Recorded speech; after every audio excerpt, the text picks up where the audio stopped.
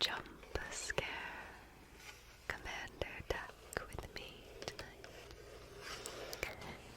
And this is with Magic the Gathering. Magic the Gathering. So tonight I'm going to be reading the cards and sleeving them in the Dragon Shield Midnight Blue. Dragon Shield Midnight Blue. So sit back, relax, and I hope you enjoy. Now this set is part of the new Duskmourn House of Horror set. And don't mind my little kitty cat who just joined us over here. Okay, so let's go ahead and take a look at the back.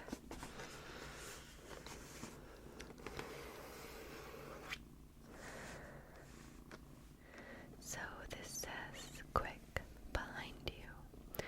Battle your friends with powerful creatures and spectacular spells in Commander Magic's most popular multiplayer format.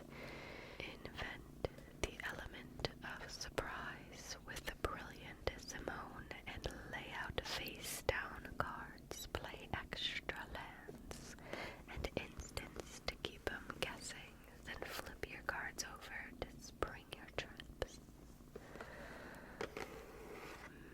So the commander is Simone, Mystery Unraveler.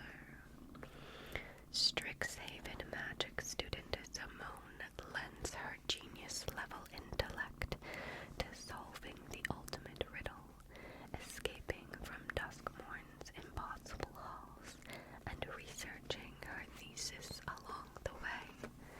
Sounds like my kind of person. And then this has the arch enemy cards, which if I had read that in the other commander sleeving video I did, I would have known what they are when I opened up the box, but I failed to read this, so let's read this for the sake of this video. Archenemy is a casual multiplayer twist on Commander, pitting one player against a team of 3. The archenemy draws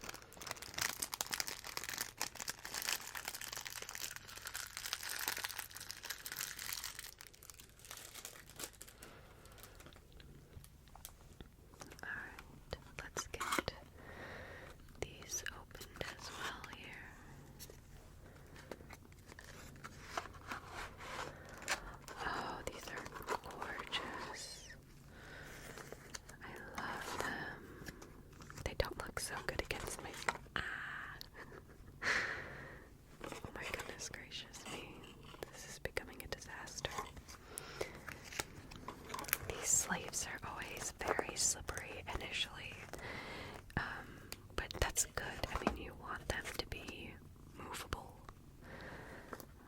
but it can sometimes be a problem until you get them used a little bit. Once they're used a little bit, they do better about not sliding all over the place. Okay.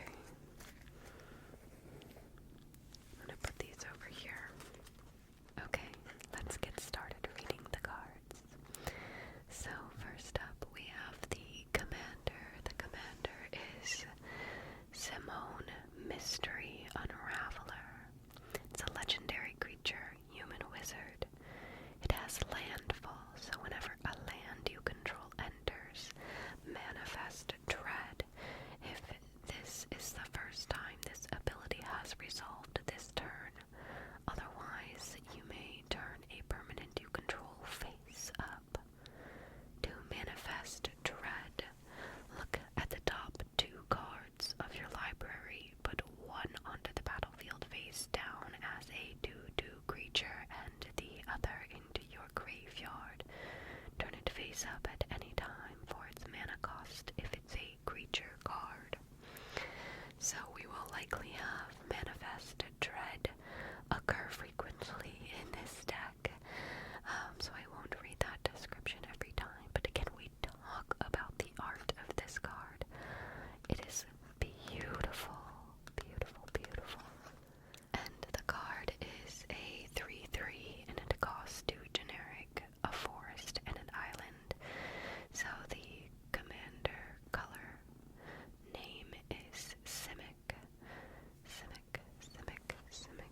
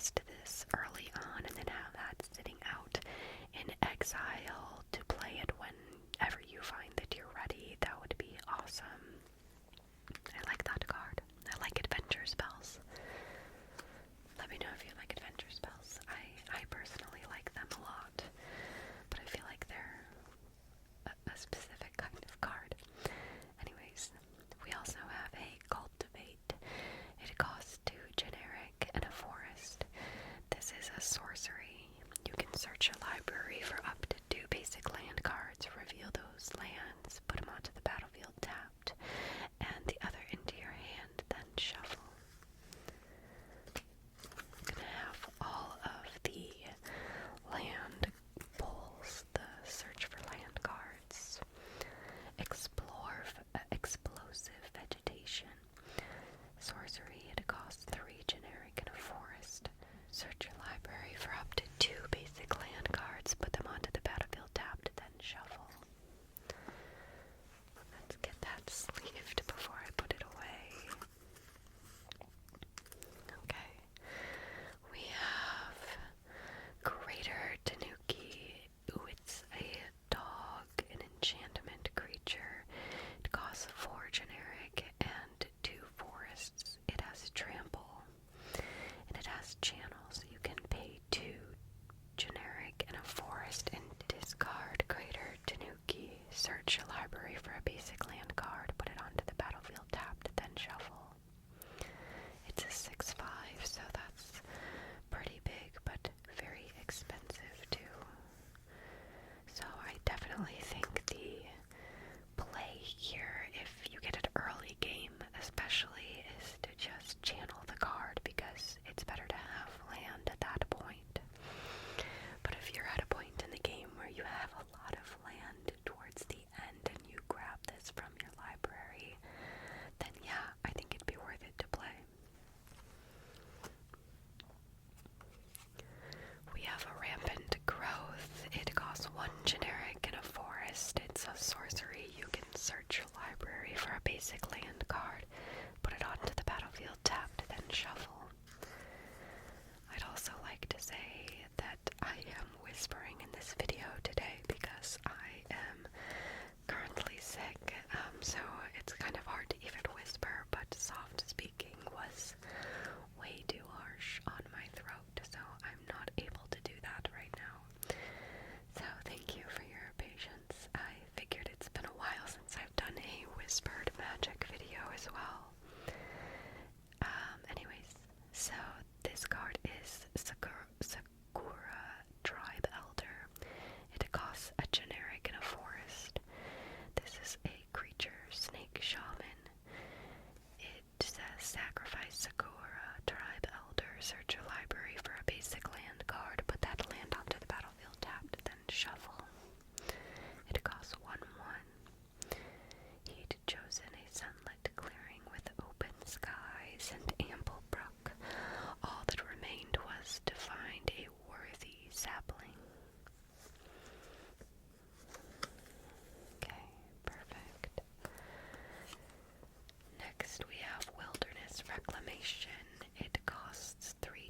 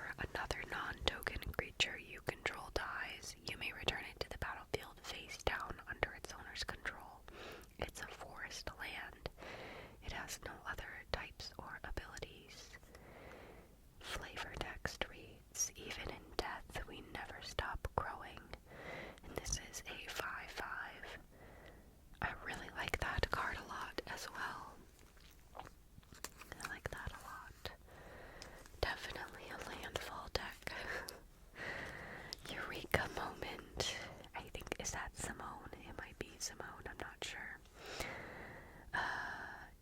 This costs 2 generic, a forest, and an island. It's an instant. Draw 2 cards. You may put a land card from your hand onto the battlefield. At first, the equations were simply numbers, but in those numbers I saw a story, and in that story I saw a pattern, and suddenly it all fit together. Eureka moment. I love that. Alright, next we have Tatiova Benethic Druid. It cost 3 generic, a forest, and an island. It's a legendary creature, Merfolk Druid. Whenever a land you control enters, you gain 1 life and draw a card. Very, very good. It's a 3/3.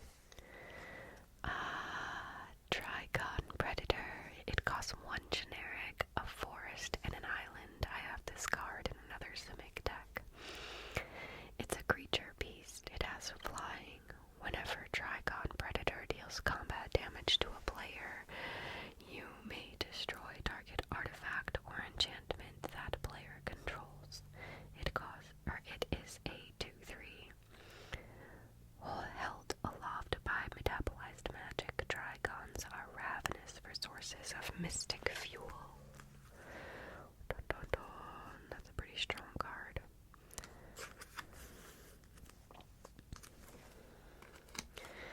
Of course, we have the classic Simic Signet. It costs 2 generic. It's an artifact, and you can pay 1 to tap and add a forest and an island at the same time. We have Ash Barrens. It's a land you can tap to add a colorless, but it also has basic land cycling where you can pay 1 and discard this card, search your library for a basic land card, reveal it, and put it into your hand, then shuffle. Pretty strong, especially when you're like lacking a forest or an island, you can pull something specific. We have an Evolving Wilds. You can tap to sacrifice it and search your library for a basic land card, put it onto the battlefield, tap it, then shuffle. And we also have a Myriad Landscape. Myriad Landscape enters tapped. You tap to add a colorless, and you can pay 2 generic to tap and sacrifice Myriad Landscape to search your library for up to 2 basic land cards that share a land type. Put them onto the battlefield, tapped, then shuffle.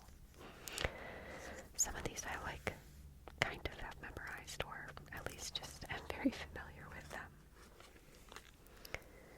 Next we have Quandrix Campus. This is a land. It enters tapped. You can tap to add a forest or an island. You can pay 4 and tap to scry 1. That seems a little expensive, but in a deck like this, I think that is powerful because you need to manifest dread a lot. And if there's a card on the top of your library that you don't want or need, it'd be nice to just tuck that under the deck. So scrying in this deck, I think it's going to be pretty powerful. Glitch Interpreter. It costs 2 generic and an island. It's a creature human wizard. When Glitch Interpreter enters, if you control no face down permanents, return Glitch Interpreter to its owner's hand and manifest dread. Interesting. So essentially at that point you're paying 3 or the 2 generic and an island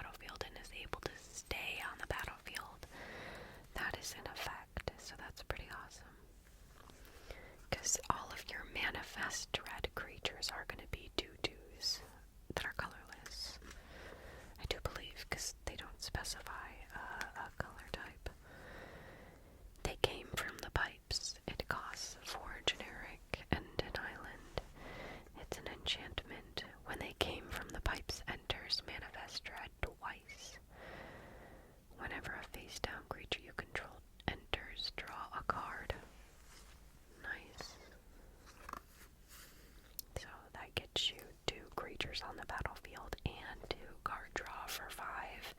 I'd argue that's pretty good, and this is an enchantment, so that will continue to give you card draw.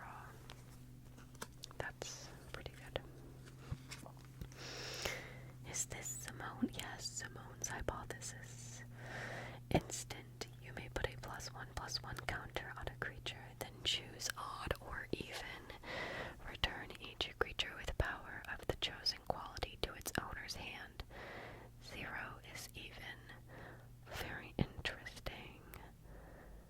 Okay, it costs 3 generic and 2 islands, so that's very expensive, but it's sort of like specific board wipe in a sense.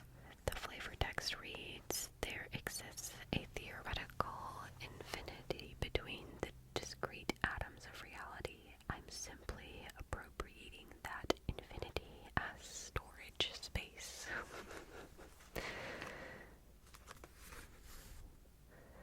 That's cool. I like that card. Curator Beastie. It costs 4 generic and 2 forests. It's a creature beast. It has reach. Colorless creatures you control enter with 2 additional +1/+1 counters on them. Holy moly. Whenever Curator Beastie enters or attacks, manifest dread. And it's a 6/6. Okay. Again, I believe, and correct me if I'm wrong, but I believe that the manifest dread creatures are colorless. Next we have Disorienting Choice. It costs 3 generic and a forest. It's a sorcery. For each opponent, choose up to 1 target artifact or enchantment that a player controls. For each permanent chosen this way, its controller may exile it. Then if 1 or more of the chosen permanents are still on the battlefield, you search your library for up to that many land cards. Not basic land cards, but land cards. Put them onto the battlefield tapped, then shuffle. Okay. Giving the players a choice. But if they decide not to do it, you get land, and really good land. And it says battlefield tapped, so you wouldn't be able to use them that turn, but still, that's great. Alright, we have the new enchantment room. It's Experimental Lab and Staff Room. Experimental Lab costs 3 generic and a forest. When you unlock this door, manifest dread, then put 2 +1/+1 counters on and a trample counter on that creature. Okay, and now I'll have to look this up, but maybe someone can let me know too. But when you turn a creature face up, if the 2/2 creature had counters on it, do those counters stay on it when you turn it face up? I actually don't know the answer to that, so if someone does, let me know. Otherwise, I'll probably look it up soon when I go to play. Anyways, Staff Room is 2 generic and a forest. Whenever a creature you control deals combat damage to a player, turn that creature face up or put a +1/+1 counter on it. I wonder if the counters fall off. I don't know. Okay. Shriekwood Devourer. This costs 5 generic and 2 forest. It's a creature tree folk with trample. Okay, and it's a 7/5, so that's a pretty big creature. Whenever you attack with 1 or more creatures, untap up to X lands, where X is the greatest power among those creatures. Okay. Well, this is a pretty big creature. Okay, I don't care for the art on this next one. It reminds me of Toy Story, but like real life. This is the Giggling Skitter Spike. It costs 4 generic. It's an artifact, a creature toy. It's indestructible. Whenever Giggling Skitter Spike attacks, blocks, or becomes the target of a spell, deals damage equal to its power to each opponent. It has 5 monstrosity, so you have to pay 5 generic. If this creature isn't monstrous, put 5 +1/+1 counters on it, and it becomes monstrous. Okay. That can be pretty good, and this deck has a lot of mana, so that wouldn't be too hard to get that out and make it monstrous. Cackling Counterpart. It costs 1 generic and 2 islands. Like the art here, this looks cool. Create a token that's a copy of target creature you control, and it has flashback with flashback 5 and 5 generic and 2 island. You may cast this card from your graveyard for its flashback cost, then exile it. Yeah, I would argue that's a pretty good card. Create a copy of a target creature you control.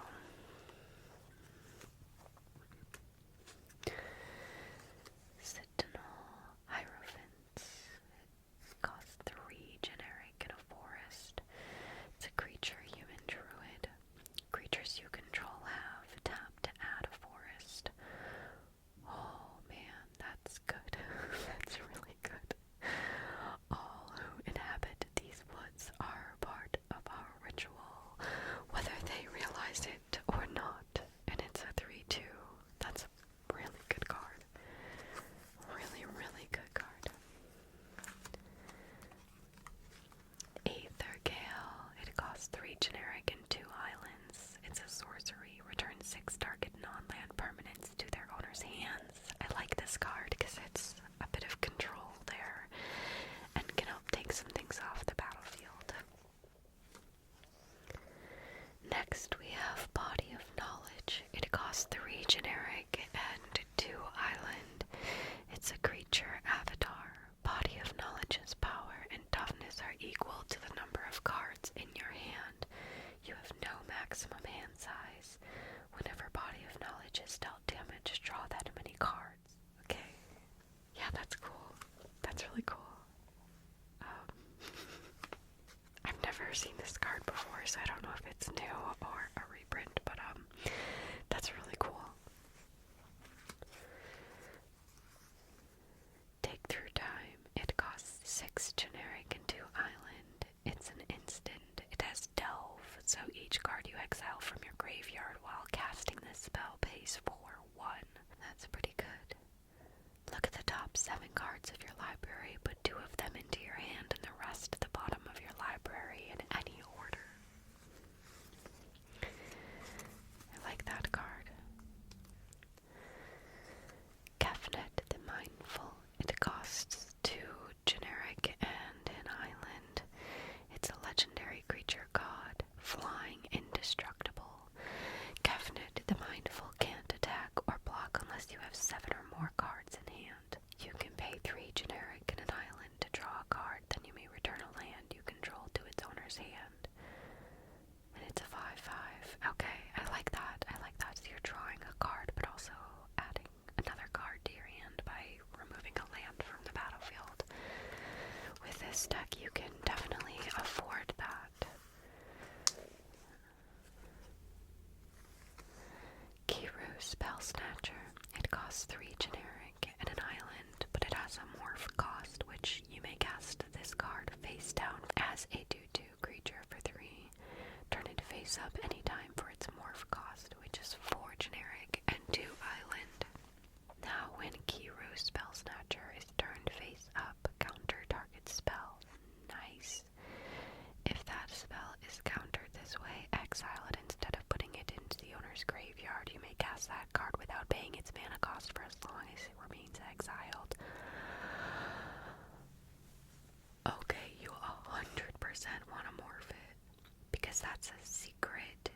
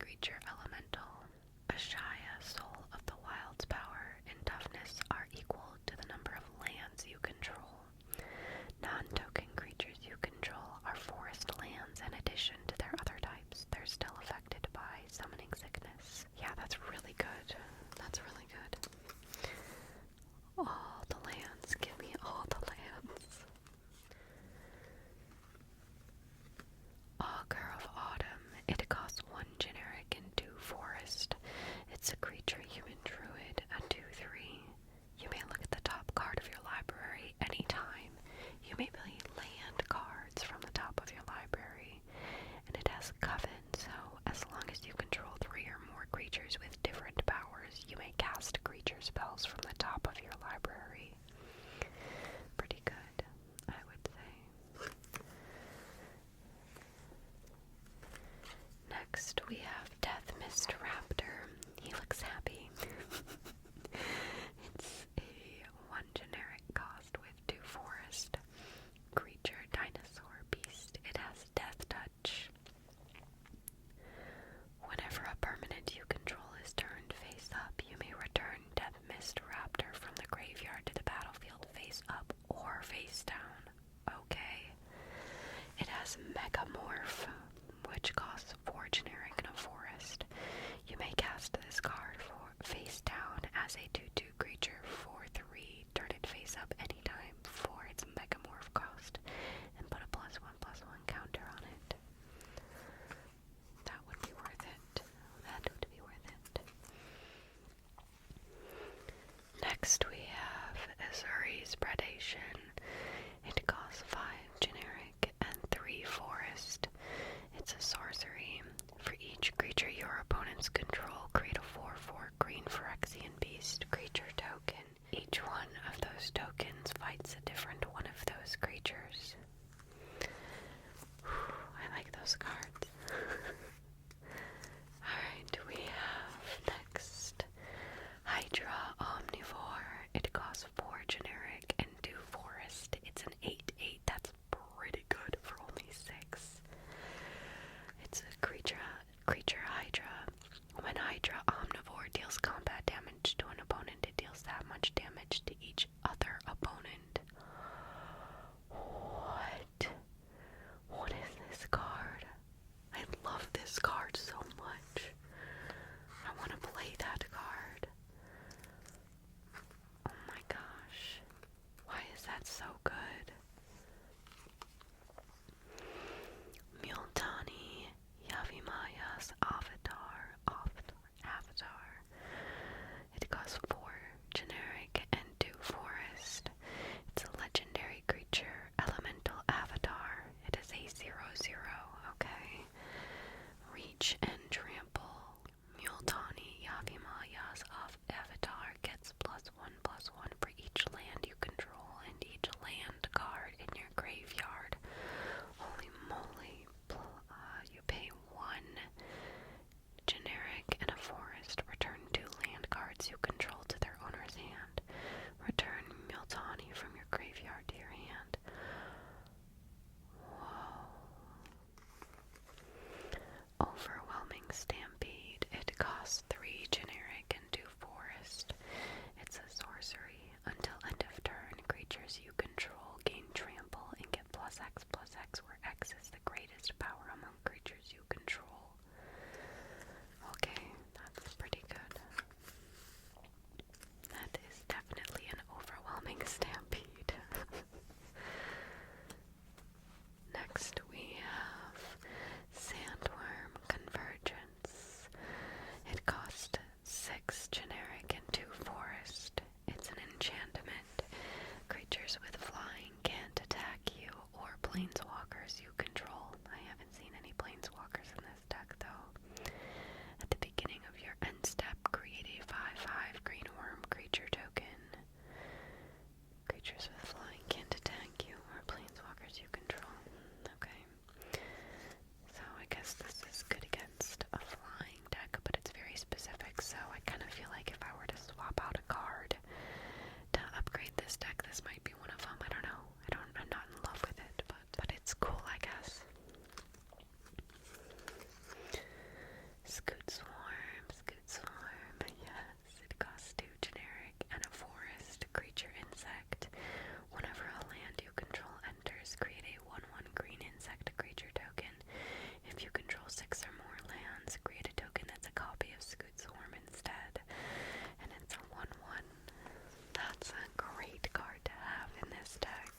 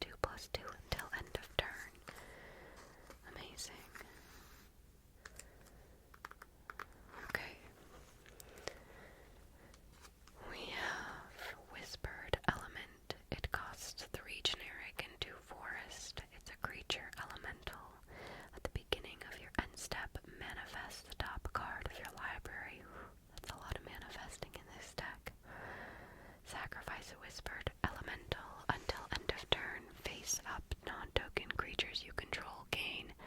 When this creature dies, manifest the top card of your library. Okay, and that's a 4/4. That's a really good card. Really good. I like that a lot. Sorry. I feel like I say the same things over and over again, but maybe that's relaxing. World Spine Worm. Oh my goodness me. This costs 8 generic and 3 forest. It's a creature worm. Trample. It's a 15, so 15. And that's a total of 11 cost. That's pretty good, but very expensive. When World Spine Worm is put into a graveyard from anywhere, shuffle it into its owner's library. Excuse me.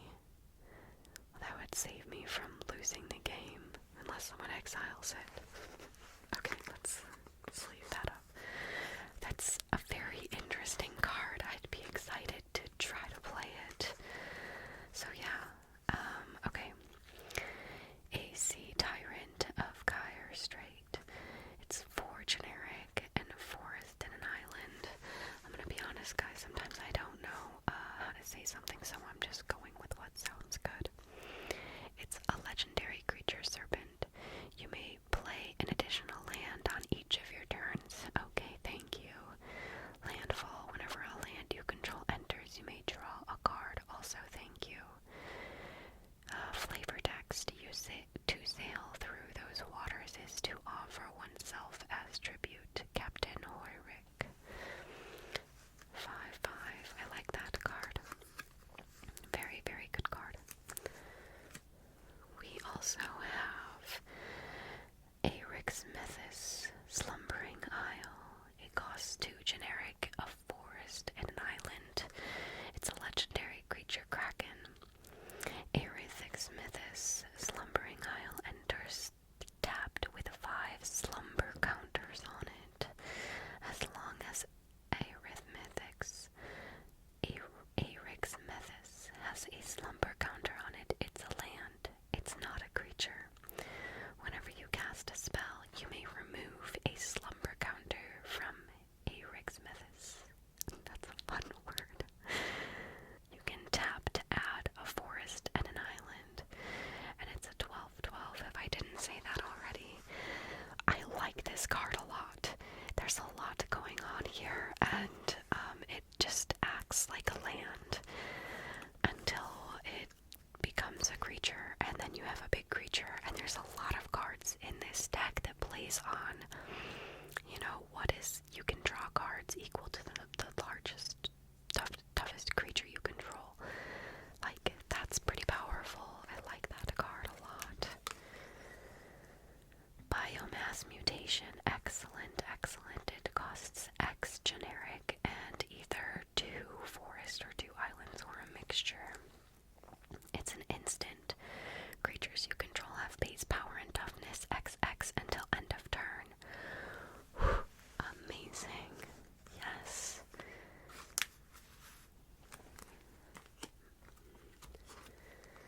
We have Oversimplify. I like this card. It costs 3 generic, a forest, and an island.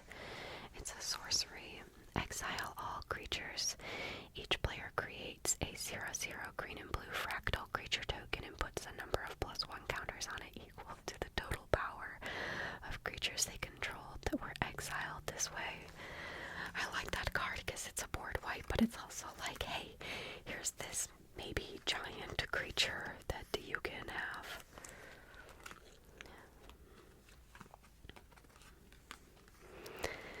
Next we have Rashmi, Eternity's Crafter.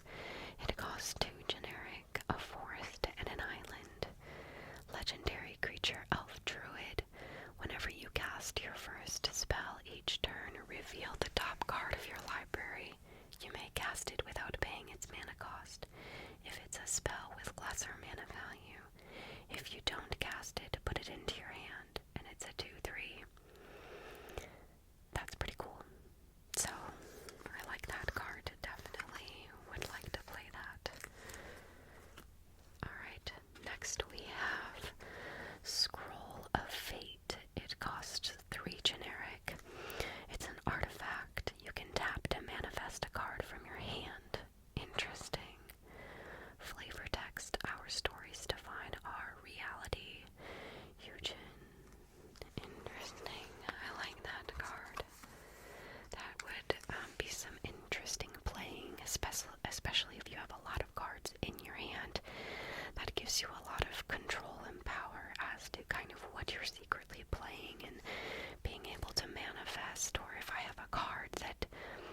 has a manifest cost on it.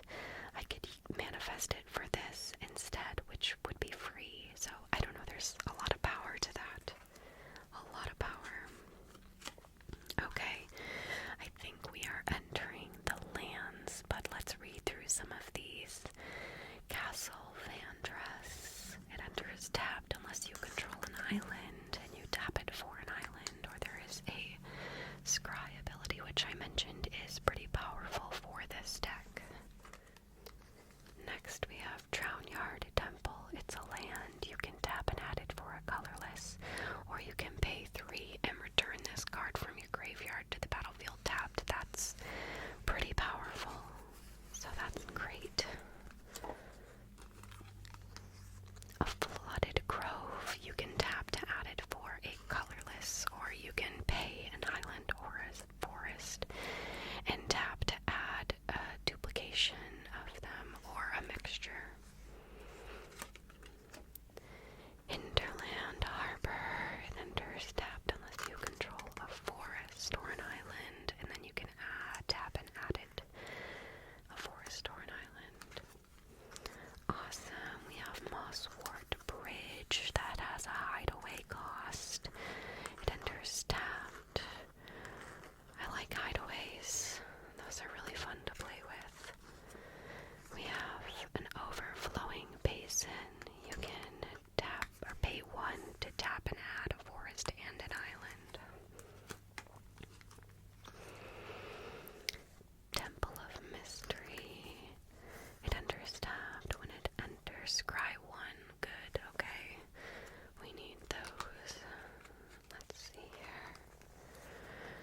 Fine Glimmer Snarl. It enters. You may reveal a forest or an island. If you don't, it enters tapped. Generally speaking, too, when you look at a land, you can tap it for the colors that you see. So if we see both green and blue, that means that we can tap it for an island or a forest. Yavimaya Coast. Awesome. This is, you can tap it for a colorless, or you can tap for a forest or an island, but it deals 1 damage to you. Sucks, but sometimes it's helpful. Okay. Wonderful. We have a Reliquary Tower. We will probably need that.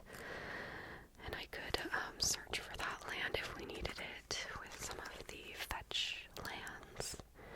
A Simic Growth Chamber. This enters tapped. When it enters, you return a land you control to your owner's hand. You can tap and add a forest and an island.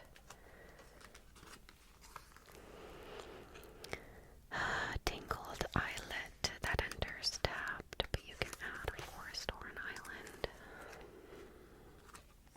Temple of the False God. I tend to like to remove that card because I don't like it. And we have Thornwood Falls. This enters tapped, and Thornwood Falls enters, you gain 1 life. Wonderful.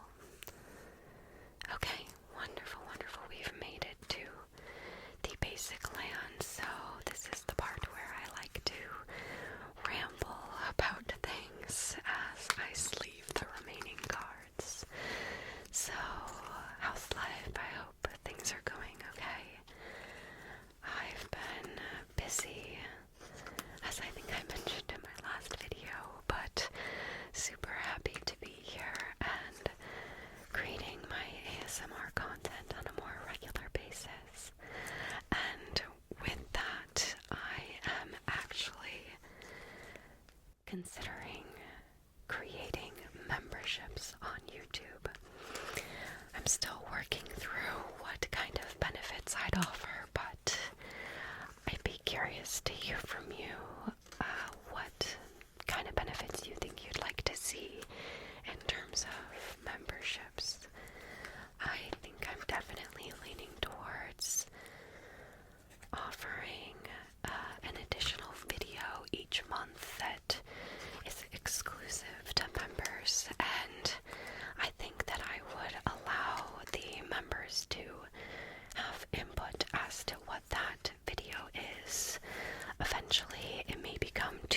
exclusive videos a month, but it depends on what I'm able to put in. I'm trying to do as much as I can, but not burning myself out.